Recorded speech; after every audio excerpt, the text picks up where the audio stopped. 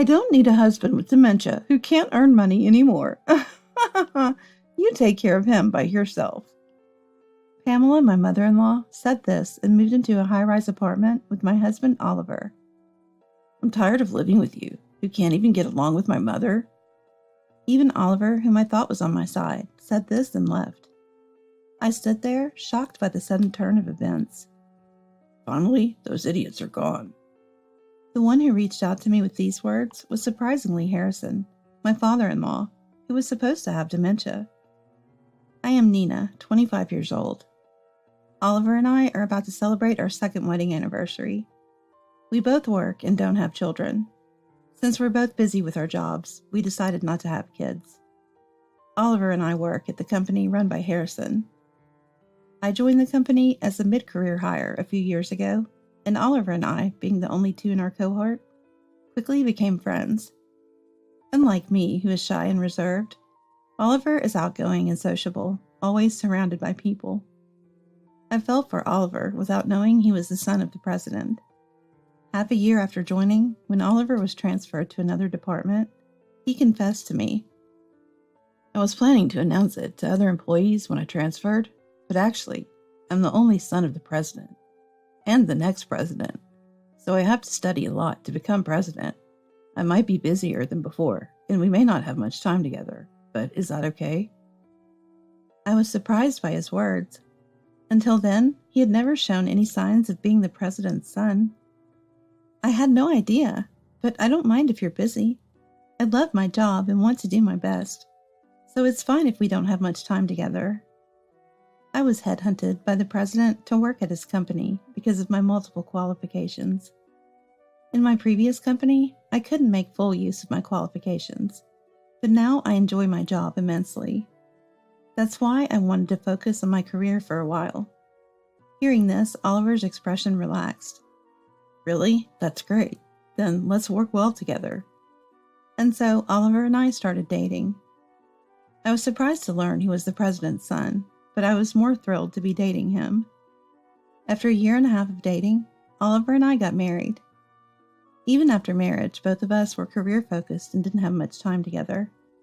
But when we did have time off, we would go out together. Those modest times with Oliver were my greatest happiness. Now both of us hold positions in the company and are doing well in our jobs. But then, an unexpected event happened. Harrison, the company's owner, suddenly fell ill. After surgery, he recovered enough to lead a normal life, but it was difficult for him to continue working. Since Oliver was still inexperienced, Harrison entrusted the presidency to his most trusted subordinate and retired from the company. That's when the discussion of living with my in-laws started. Pamela, my mother-in-law, proposed the idea. One day, Oliver and I were called to the in-laws' house by Pamela. Harrison was out on errands, and only Pamela, Oliver, and I were at the house. I'm getting old, and my bones ache. I can't take care of Harrison alone, Pamela said in a gentle tone, then turned to Oliver, begging. I'm busy with work, too. Even if we live together, I can't take care of Dad. But hiring a home health aide, it would be helpful if someone could help with the housework, Pamela said, looking at me. But I can't quit my job either, said Oliver, also looking at me. What is this? They want me to quit my job? As I remained silent, Pamela, losing patience, spoke up. That's it. Nina should retire and take care of Oliver. Pamela, who had been so meek, was now showing a completely different side. The project we're currently working on in our department relies heavily on my qualifications. At the very least, I can't quit until it's finished. However, Pamela and Oliver ruthlessly interrupted me. I can't wait for something like that. My body will break down in the meantime. We can just recruit someone else with the same qualifications. If we explain the situation to the current president, he'll understand. I was quite shocked by Oliver's words. He had seen up close how much I loved my job. Yet Oliver didn't defend me at all and sided with Pamela. I felt a bit uneasy about Oliver's attitude. It seemed too quick for him to accept me quitting my job to take care of Harrison. It was as if he knew about this beforehand. But at the same time, I thought there was some truth in Oliver's words. Unlike Oliver, who was the next president, I was just another employee with qualifications, easily replaceable. All right, but make sure to hire someone to replace me. Really? Thank you. Don't worry about the rest. I'll talk to the current president right away. Pamela and Oliver's faces lit up instantly. I reluctantly tolerated it, despite my dissatisfaction with them. That's how our cohabitation with my in-laws began. I quit my job, as they said, and took care of the house and Harrison every day. Harrison seemed to be quite considerate of me. I'm sorry, Nina. I can handle things myself. Don't worry. Saying every time he helped. The only thing I did for Harrison was carry heavy things for him, and it wasn't particularly hard. The hardest part was the household chores. Since we started living together, I have never seen Pamela doing any housework. She goes out almost every day and is hardly ever at home during the day. I was the wife of a president after all. It's natural for me to have a wide social circle. Even now, for Oliver's sake, I maintain good relationships with my acquaintances. Pamela would say this and go out fashionably dressed every day. Pamela, who said she was in pain and had a hard time taking care of Oliver, could go out dressed up every day. My dissatisfaction with Pamela gradually grew. While Pamela was out, all the house chores were dumped on me. Moreover, when Pamela came home, she would complain about my chores when Harrison wasn't looking. Nina, you're cleaning this area all wrong. She would make me redo the chores from scratch, no matter the time. One day, after months of enduring, I finally snapped back at Pamela as she complained about my housework. If I'm doing it wrong, could you please show me how you do it? But Pamela responded, Can't you figure it out yourself? Do it on your own. And she went back to her room. Feeling hopeless, I decided to talk to Oliver. You know, Pamela seems to be unhappy with my cooking and cleaning. She won't tell me how to do it her way. Can you ask her about it? Oliver sighed heavily. I'm tired with work. I can't deal with Mom and you. Handle your relationship with mother-in-law yourself. Lately, Oliver had been coming home less and less, supposedly busy with work. I was shocked to be pushed away by Oliver, whom I thought was my ally. Since then, Oliver became increasingly irritable at home, and our conversations dwindled. Recently, Oliver often comes home drunk in the middle of the night. I've been pretending not to notice the smell of women's perfumes soaked into his suit.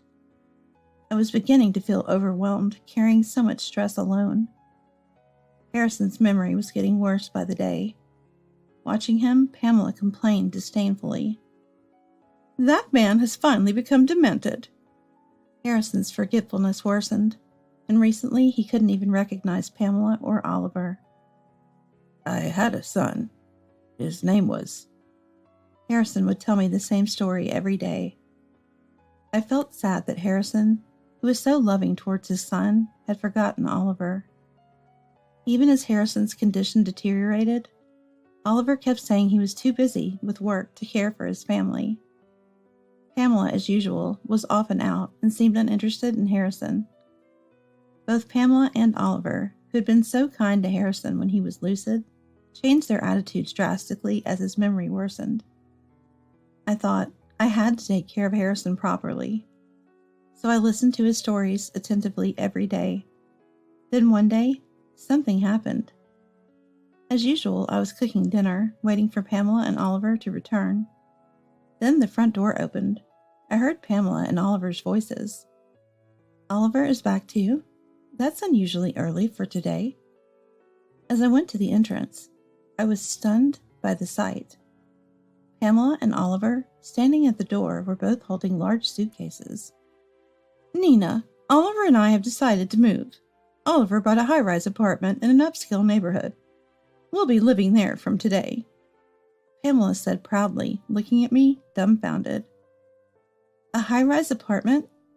I haven't heard anything about this. Are Harrison and I moving later? Pamela laughed mockingly at my panic. Oh, Nina, you and Harrison will live separately. A husband with dementia who can't earn money is no longer needed. You take care of him, Nina. I was dumbfounded by her laughing statement. How can you say such things about a husband you've been with for years? Shut up. I only married him because he was a wealthy president. I was kind only because he was making money, but that ends today. I felt a real anger towards Pamela. It seemed useless to argue with her. Without responding to Pamela, I turned to Oliver. Oliver, are you serious? Abandoning Harrison like this? Do you think it's acceptable? When I appealed to Oliver, he replied with a look of exasperation. If Mom thinks it's good, then it's fine, right? I don't care what happens to Dad. I've already been set on the path to becoming the next president. Besides, I've grown tired of you too. I'm tired from work, and all I hear from you is complaints about Mom. I'm sick of it. I couldn't believe Oliver's words. I did talk to you about Pamela, but I never complained. And I only consulted you once. I haven't done anything to make you fed up. Oliver looked at me coldly as I became emotional. Anyway, I'm tired. I'll be living with Mom for a while, so don't contact me persistently. Oliver had been irritable lately, but he had never expressed dissatisfaction with me. I was deeply confused by his sudden announcement of separation. You can keep all the furniture and appliances in this house since we're getting new ones. Well then, Nina, take care. With that, Pamela cheerfully left the house with Oliver. I stood there, unable to comprehend, when suddenly the living room door opened and Harrison peered out worriedly. What's wrong? Where did everyone go? As I struggled to find words, Harrison suddenly spoke clearly. Those idiots finally left, huh? I looked up in surprise at his words. Harrison, what did you just say? Seeing my shock, Harrison smiled mischievously. I'm sorry, Nina. All that forgetfulness was just an act. I was lying to expose their true natures. Harrison's forgetfulness was all a lie? I was so shocked, I was speechless. Nina, calm down and listen. Both Mom and Oliver are having affairs with people from the company. I had suspected Mom for a while, but when I hired a detective, I found out about Oliver's affair too. They were always making excuses not to be at home, saying it's about social connections or work. But it was all lies. Oliver and Pamela were both having affairs? So the times Pamela went out, she was meeting her lover? I covered my mouth in shock. Nina, did you notice Oliver's affair? Harrison seemed surprised by my reaction. Yes, well, Oliver's suit smelled of women's perfume every day, so I kind of knew he was cheating. Recently, Oliver had been spending less time at home and often seemed irritable. Plus, he had just left the house for some unclear reason. It was all to cheat without me or Harrison noticing. It made sense. Also, Oliver has been embezzling money from the company, using his position as the next president. He's been spending a lot on his lover. The high-rise apartment and the interiors they were talking about earlier, they're probably using that money. Harrison's words were calm, but filled with a definite anger. Embezzling company funds?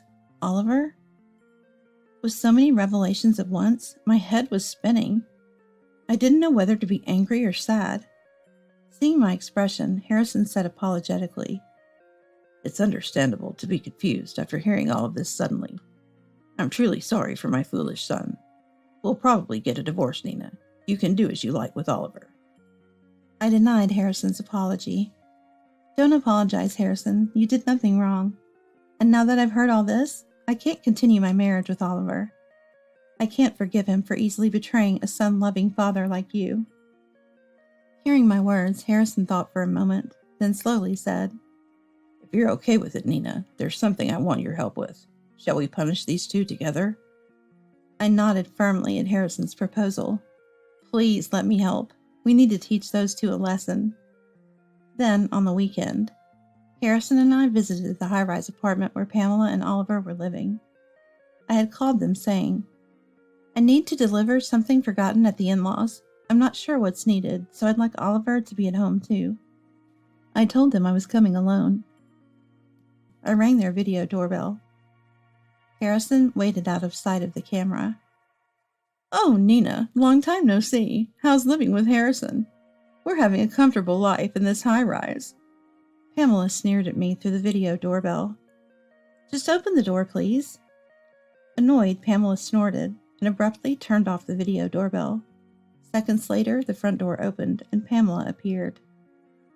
You've become quite defiant, haven't you? That's why Oliver got tired of you. Long time no see. How's living with Oliver? Pamela widened her eyes in shock at the voice. Harrison, why are you here? Pamela's surprise was understandable. Instead of me, Harrison was standing in front of her. You're living in a nice place. Must be hard with just Oliver's salary. I wonder where all this money comes from. Pamela looked incredulous and shocked. How? You were severely forgetful. Harrison glared at her as she spoke in a trembling voice. By the way, a husband with dementia who can't earn money is useless, right? I don't want to see your face either. But forgive me. Today it all ends. Harrison spoke sarcastically, and Pamela's face grew paler. Was it all a lie? That you were severely forgetful? What are you trying to achieve with such a cowardly trick? Oh, come on, you're saying that? Weren't you the one who lied first? How dare you deceive me and Nina? Harrison's words were calm, but they carried a chilling undertone. Hey, Mom, what's going on? Hearing the commotion at the entrance, Oliver came out of the living room looking annoyed. However, upon seeing Harrison, Oliver's complexion changed drastically. Dad, why are you here? Then Harrison's expression turned terrifyingly grim as he looked at Oliver. You, idiot son, why did you betray Nina? Harrison, who was usually calm, yelled at Oliver with an emotional intensity that was hard to believe. I was astounded by the forcefulness of the usually gentle Harrison. Nina cared for me every day, even when you two lost interest in me. Such a good person. How could you betray her? Wait, what betrayal are you talking about? Is there some misunderstanding? Oliver, in a panic, was met with a thick envelope thrown at him by Harrison. Photos of Oliver entering a hotel with an unknown woman and walking arm in arm spilled out from the envelope. Don't think you can fool me. I've been preparing this for a long time. There's plenty of evidence. As Harrison spoke, Pamela suddenly screamed. These? They're photos of me too! Among the many photos, there were also numerous ones capturing Pamela's infidelity. I've known for a long time. You two making it easier to cheat by making Nina care for me, right? It's over between us, and of course I'll be seeking compensation. As Harrison said this, Pamela's face twisted in frustration. Well, that's fine. Oliver is the next president now. We're not short of money. I'll pay the compensation. Pamela snorted confidently, still seeming composed. Ah, about that. Oliver, you're fired as of this month. Harrison cut Pamela off with a clear statement. What? I'm fired? Why? Oliver's voice trembled. You, using your position as the next president, did whatever you pleased, right? I already know about the embezzlement. You've been keeping the staff quiet for quite a while. Oliver began to tremble slightly at Harrison's words. That's not true. There's a reason for it. I don't want to hear excuses. I know all about the branded goods you've been buying for your mistress. As Harrison spoke ruthlessly, Oliver choked on his words. I've pretended to have dementia to uncover this.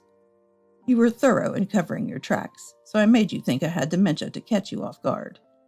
And you immediately moved to this high-rise apartment. You're too careless. How did you find out? I silenced all the employees who knew about the embezzlement. Oliver blurted out in a panic. The current president was my most trusted subordinate.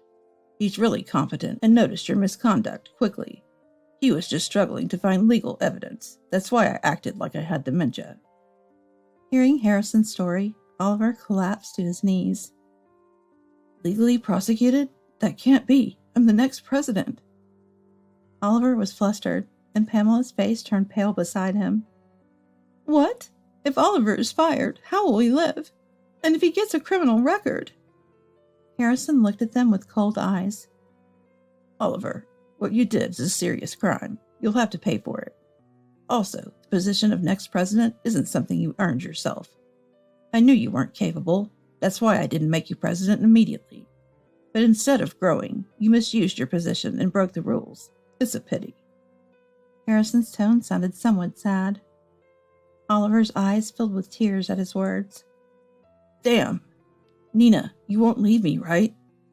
Oliver looked up at me with pleading eyes, but seeing him like that, I felt nothing for him anymore. Sorry, but we're getting a divorce. I can't stay married to someone who commits infidelity and crimes.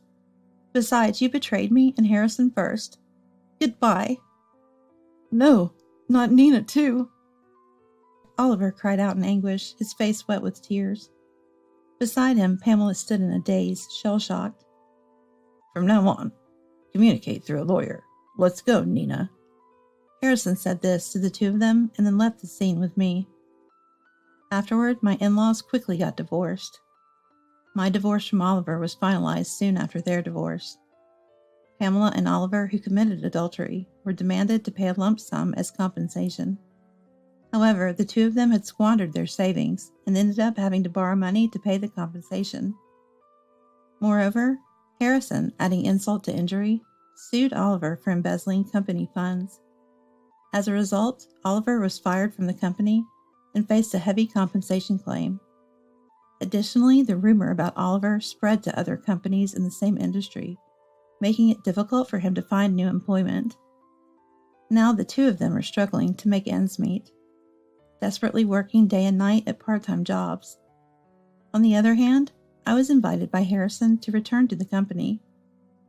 You're an excellent employee, Nina. Our company needs you, he said, and the current president welcomed me back.